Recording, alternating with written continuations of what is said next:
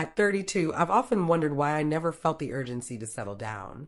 I've had offers, of course, men who admired my beauty, who turned their heads when I walked by, eager to spend their days with me. But for all their attention, I never felt intrigued enough by any of them. It wasn't that I didn't want love or companionship, but something deeper was missing. Perhaps it was because I couldn't find anyone who stirred my soul, who made me want to surrender my independence for a lifetime of shared moments. It's strange, though. Sometimes when you least expect it, life presents you with moments you never imagined. That morning, the light filtered through the sheer curtains, casting long, soft shadows across the room. It was peaceful, and I had just settled down with my first cup of coffee, savoring the quiet that comes with early mornings when a knock echoed through the house. It startled me. I wasn't expecting anyone, and I rarely had visitors, especially at this hour. Placing the cup down, I stood, curiosity pulling me towards the door. When I opened it, there stood Mr. Ellis. He was my neighbor from across the street, and in all the years I had known him, I had never seen him quite like this. His tall frame seemed to carry more weight than usual, not in his physicality, but in the way his shoulders drooped, as if the invisible burdens he had been carrying were suddenly too much. His once sharp eyes were dulled, shadowed with something deeper than just age. The lines on his face, though once proud and defined, now looked softened by grief. He was in his early 50s, still strong, still capable, but there was an undeniable weariness about him that hadn't been there before. I knew about the tragedy that had struck him a year ago. His wife, a woman who had been the center of his world, had passed away suddenly, and since then, Mr. Ellis had changed. His children, both grown and living in different cities, rarely visited. They came for the funeral and occasionally sent postcards or called during the holidays, but for the most part, they had lives of their own, leaving him in that large, empty house. He had always been an involved father and a loving husband, and losing the family life he had built over decades had drained something out of him. "Good morning, Mr. Ellis," I said, stepping back to let him in. "Please come in." He gave a slight nod, his expression tired, almost apologetic, as though he felt he was imposing just by being there. I could sense something different today. We had exchanged pleasantries in the past, passing conversations about the weather or the occasional comment about his garden, but nothing more. Today, though, there was a depth in his eyes that hadn't been there before, and I knew something had brought him to my door that he hadn't been able to express before. I led him into the living room, gesturing for him to sit on the couch. As he settled in, I noticed the way he moved slowly, as if even sitting down took more effort than it should. His hands rested on his knees, clasped together, his eyes downcast. "How have you been?" I asked, my voice soft. I wanted to ease him into the conversation, sensing that whatever he was about to say wasn't going to come easily. He took a deep breath, his chest rising and falling with a weight that seemed unbearable. When he finally looked up at me, the sadness in his eyes was almost too much to bear. "I'm managing," he said, his voice low, almost as though he was afraid to let it break. I nodded, unsure of what to say next. How do you ask someone who has lost everything they loved how they're doing? It seemed like such an impossible question to answer. "And the kids?" I asked, trying to offer him a safe way into the conversation. "They're fine," he said, his gaze dropping again. "Busy with their lives. They've moved on in a way that I haven't, I suppose."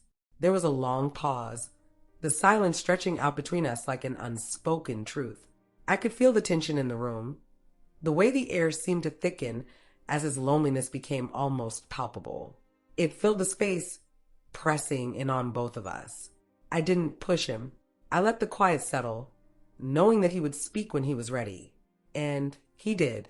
"I'm tired," he finally said, his voice barely above a whisper. "Tired of the silence. Tired of waking up in an empty house." I thought I could handle it. After all, I had always been strong for my family. But now... He trailed off, and I could see the struggle in his eyes, the way he was trying to hold back the flood of emotions that were threatening to overwhelm him. "I've always said that my heart belonged to my wife," he continued, his voice trembling slightly, "that no one could take her place. And that's still true. But the loneliness... I could feel my heart ache for him. I knew what it was like to be lonely, but I couldn't imagine the depth of his solitude. He had spent decades with one person, and then suddenly, she was gone. The person he had shared every moment with, raised children with, built a life with, gone. And now he was left to pick up the pieces of a life that no longer made sense without her. I don't know what I'm asking for, he said, his voice breaking slightly. But I can't keep going like this. The silence, it's unbearable. I felt my throat tighten. I didn't know what to say, but before I could even gather my thoughts, he looked up at me. His eyes filled with an intensity that took my breath away. "Do you think we could be more than friends?" he asked softly, the vulnerability in his voice so raw that it made my heart skip a beat. His words hung in the air, suspended between us like a fragile thread. I didn't know what to say. I hadn't even considered the possibility before, but now, standing here in front of him with his eyes searching mine for some kind of answer, I was filled with a mix of confusion and curiosity. I hesitated, my mind racing. Could I really cross that line? Could I be that person for him? Part of me wanted to say no, to let him down gently and send him back home, but another part of me, an unexpected part, felt drawn to him. Maybe it was the loneliness I saw in his eyes, a reflection of my own. Or maybe it was the way he looked at me, as though I was the answer to a question he hadn't dared to ask until now. I don't know, I stammered, my voice barely above a whisper. I've never thought about it before. He gave me a small, sad smile, his shoulders sagging slightly as if he was already bracing for my rejection. "It's okay," he said, his voice soft. "You don't have to feel the same way. I needed to tell you. You're the only person who makes me feel less alone." There was something in his eyes, something vulnerable, something desperate. And in that moment, I realized that I didn't want to send him away. I didn't want to be the reason he went back to that empty house, feeling even more isolated than before. "I don't know what this could be," I said, my words slow, deliberate. "But it sounds like something worth the effort." His face softened, his expression shifting from one of despair to something lighter, something hopeful. He stepped forward cautiously, as if testing the waters, and gently placed his hands on my waist. The warmth of his touch surprised me, and I felt a strange sense of comfort wash over me. It had been so long since I had been held like this, since I had felt someone's hands on my body in such a tender way. He leaned in slowly, his lips brushing mine with a gentleness that made my heart flutter. I closed my eyes, allowing myself to sink into the kiss, feeling the soft pressure of his mouth on mine. His touch was tentative, almost hesitant, but as the kiss deepened, I felt something inside me shift, a release, a surrender to the moment. Without thinking, I wrapped my arms around him, pulling him closer, feeling the solid warmth of his body against mine. His hands moved up my back, his touch gentle but steady, as if he was trying to memorize the feel of me beneath his fingers. The kiss grew more passionate, and I could feel the weight of his loneliness in every movement, every touch. As our lips parted briefly, he looked at me, his eyes filled with an emotion I couldn't quite name. "Are you sure about this?" he asked, his voice low, almost a whisper. "I don't want to rush you." I nodded, my breath catching in my throat. "Yes," I whispered. "I'm sure." With that, he pulled me closer, his hands moving to the straps of my dress, gently sliding them off my shoulders.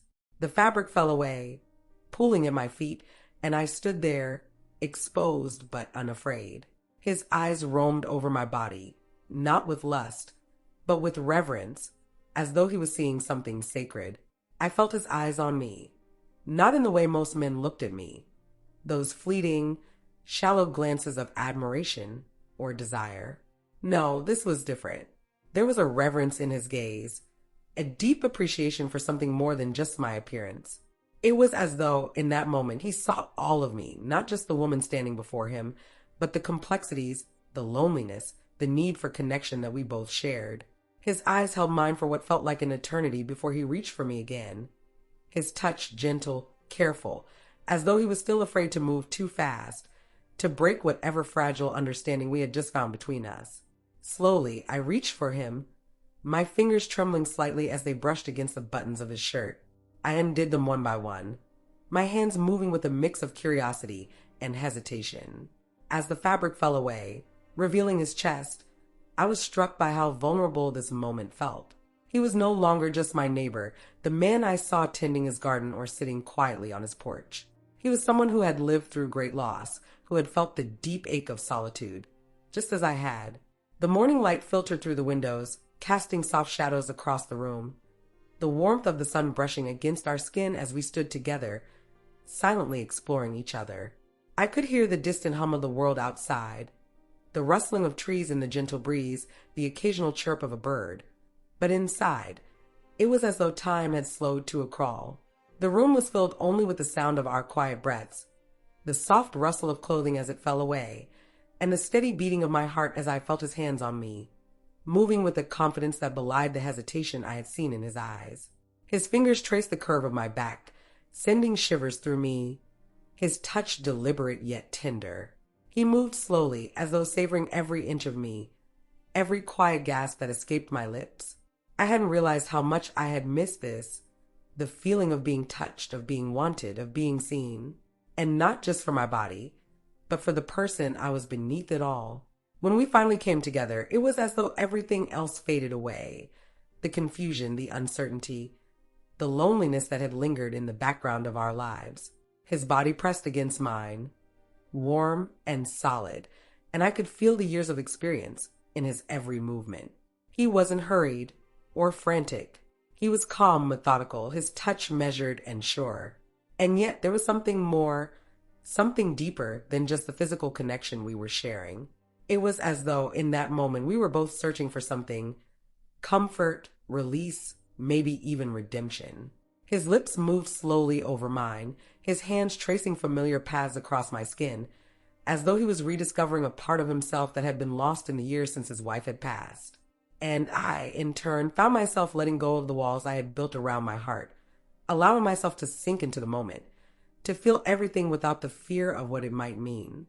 With each thrust, each caress, I felt myself melting into him, our bodies moving together in a rhythm that felt both natural and new. He was gentle, careful, as though he was afraid of breaking me, but I could feel the hunger in his movements, the deep need for connection that we both shared. His hands moved over me with a reverence I hadn't expected, his touch igniting sensations I hadn't felt in years. I hadn't realized how much I had missed this, the closeness, the intimacy, the way two people could communicate without words, their bodies saying everything that needed to be said. I could feel his breath hot against my skin, his fingers trailing down my sides, his lips pressing softly against my neck as we moved together, the tension between us building with every passing second. And then, in a moment of quiet intensity, he reached his peak. I could feel the release in his body, the way his muscles tightened and then relaxed, the way his hands clutched me just a little bit tighter as though he didn't want to let go. His face softened, and for the first time in what felt like forever, there was a peace in his expression, a quiet contentment that I hadn't seen since his wife passed. But even as the moment ended, the silence between us lingered, heavy and filled with meaning. We didn't speak. There were no words that could adequately describe what had just happened. It wasn't just about the physical act. It was about something deeper, something unspoken that we had both been searching for. As we lay together, his arm draped over me. I felt a warmth that I hadn't felt in a long time. It wasn't just the warmth of his body, though that was comforting in its own right. It was the warmth of knowing that for once I wasn't alone, that we weren't alone. He was quiet for a while, his breathing slow and steady, his hand resting gently on my waist as though he was afraid to break the moment. I could feel his heart beating against my back, a steady rhythm that matched the calm that had settled over both of us. After what felt like an eternity, he spoke, his voice barely a whisper. "Thank you," he said softly, his words carrying more weight than I could have expected. I turned to look at him, our faces inches apart, and for the first time, I saw something in his eyes that hadn't been there before. Hope. Not just the fragile hope of a man clinging to the past, but the kind of hope that comes with new beginnings, with the possibility of something more. I smiled softly, reaching up to brush a stray lock of hair from his forehead. "You don't need to thank me," I whispered back. "We both needed this." He nodded, his eyes searching mine for something I couldn't quite name. There was still so much left unsaid between us, but in that moment, it didn't matter. We had found what we needed: connection, comfort, and the quiet understanding that we didn't have to face the world alone. For a while, we lay there in silence, our bodies still tangled together, the warmth of the morning sun casting a soft glow over us. I could hear the world waking up outside, the distant hum of a car engine, the sound of a bird calling from the trees. But inside, it was as though time had stopped. The room was still peaceful, and I felt a sense of calm that I hadn't known in a long time. As I lay there, I couldn't help but wonder what this meant for us. What would happen now that we had crossed this line? Would things go back to the way they were? Would we pretend that this never happened? Or would this be the beginning of something new? Something unexpected? I didn't have the answers, and I wasn't sure I wanted them yet. For now, it was enough to know that I wasn't alone. That we weren't alone. Thank you so much for watching. If you enjoyed this video, please give it a thumbs up and subscribe to our channel for more content like this.